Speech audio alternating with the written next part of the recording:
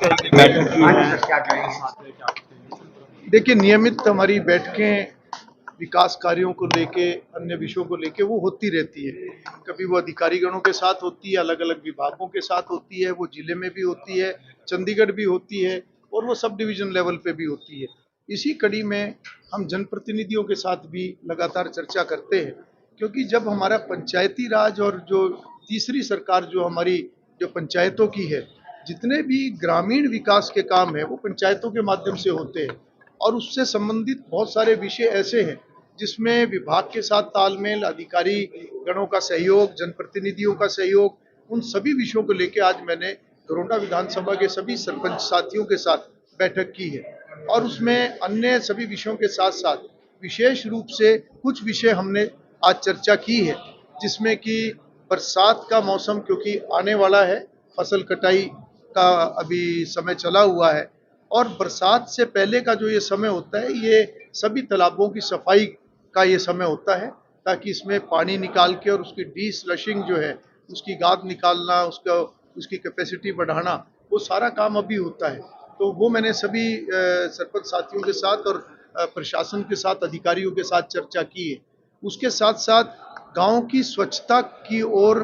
हम ज़्यादा ध्यान दें। जो सड़कों पे भी कई बार गंद पड़ा रहता है, कूड़ियाँ पड़ी रहती हैं, तो उसका भी कोई ऐसी व्यवस्था बनाएँ कि हम 5-5, 7-7, 10-10 गाँव के लिए क्लस्टर बना के कोई ऐसी जगह, कोई डंपिंग पॉइंट ऐसे बनाएँ ताकि सभी अपने वहाँ की जो ये गंद है, उसको कहीं डंप कर सकें और उसके लिए हम सभी मैंने पंचायतों को ये कहा है कि छोटा ट्रैक्टर ट्रॉली या ई-व्हीकल इस प्रकार का, उसकी योजना भी हम बनाएँगे ताकि जिन गाँव के पास इस तरह की सुविधाएं, संसाधन नहीं है, हम उनको वो भी आने वाले समय में प्रोवाइड करेंगे। तब तक वो गाँव की स्वच्छता के ऊपर भी ध्यान दें और एक विषय मैंने सभी सरपंच साथियों के साथ रखा है कि वो गाँव के अंदर इस प्रकार की ज़मीन चिन्हित करें,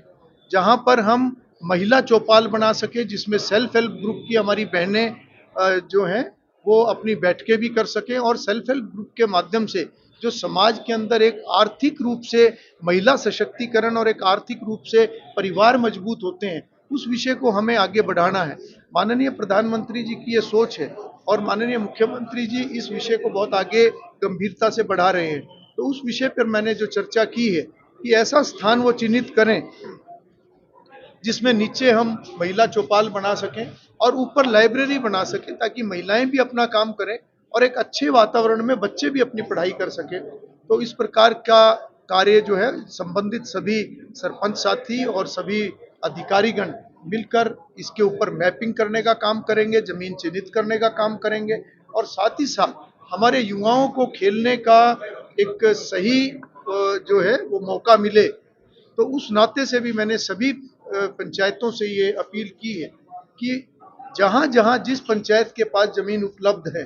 वो वहाँ पर एक विभाग उसकी मैपिंग करेगा और हम ये सुनिश्चित करेंगे कि अगले 1-2 वर्ष के अंदर हम क्लस्टर के रूप में खेल मैदान जो है वो विकसित करें, ताकि जिस गाँव के पास ज़मीन उपलब्ध है, वहाँ पर जब हम खेल का मैदान बनाएँगे, तो निश्चित रूप से उसके साथ के जो 4-5 गाँव हैं, वो सब उसका उपयोग कर सकेंगे और एक क्लस्टर का वो प्लेग्राउंड या स्टेडियम होगा। तो ऐसे कुछ विषयों के ऊपर बड़ी विस्तार से हमारी चर्चा हुई है। आने वाले समय में सरपंच साथी भी इसकी प्लानिंग करेंगे और विभाग और अधिकारीगण भी इसके ऊपर काम करेंगे और मैं फसल कटाई के मौसम के बाद फिर से इस बैठक को करके और आगामी योजना, आगामी जो एक प्लान है, उसके अंदर इनको डालेंगे। गांव का मामला है जिसमें सरपंच पंच की लड़ाई के बीच गांव वाले पिस रहे हैं, सारा का सारा जोड़ का पानी गांव के बीच में आ जाता है, बीमारी फैलने का खतरा है और 3-3 आंगनबाड़ी और बैंक भी वहां से पड़ता है। देखिए, इस प्रकार का अगर कोई विषय है तो मुझे लगता है कि अधिकारियों को उसके अंदर इंटरवीन करना चाहिए। मैं अधिकारीगणों को ये कहूँगा, मैं डिप्टी कमिश्नर से ये बात करूँगा कि रावत ठीक है, अगर इस तरह की कोई बात है तो उसके ऊपर हम संज्ञान लेंगे। गेहूं को लेकर सरकार ने कुछ नियम बनाए हैं, आपने भी विजिट किया, ऑपोजिशन इस पे टारगेट कर रही है सरकार को, तो इट इज टाइम कंज्यूमिंग, वो एलेज कर रहे हैं, फार्मर भी एलेज कर रहे हैं कि इसमें टाइम ज़्यादा लग रहा है, तो आपका क्या नजरिया है इसमें, आपने विजिट किया? देखिए, मुझे लगता है कि जब भी हम कोई कार्य करते हैं या सरकार कोई काम करती है, तो हर फैसले के दोनों पहलू होते हैं। और मुझे लगता है कि जब सरकार जनहित में कोई फैसला करती है और उसका लाभ जो है वो आखिर में लोगों को ही मिलने वाला है, तो व्यवस्था जब भी इस प्रकार की बनाई जाती है उसमें सभी के सहयोग से ही वो व्यवस्था जो है सफल होती है। क्योंकि एक तरफ विषय ये भी आता है कि मंडियों में खरीद के दौरान जो है गलत काम भी होते हैं, ये भी विषय आता है। पर जब उसको ठीक करने के लिए सरकार कोई कदम उठाती है जिसके बिना वो संभव नहीं है, एक तरफ जब सरकार की एक पॉलिसी है कि जीरो टॉलरेंस फॉर करप्शन, अगर जीरो टॉलरेंस फॉर करप्शन की नीति पे सरकार काम कर रही है तो उस दिशा में बढ़ने के लिए सरकार को अगर कोई सख्त कदम उठाना पड़ेगा तो वो सख्त कदम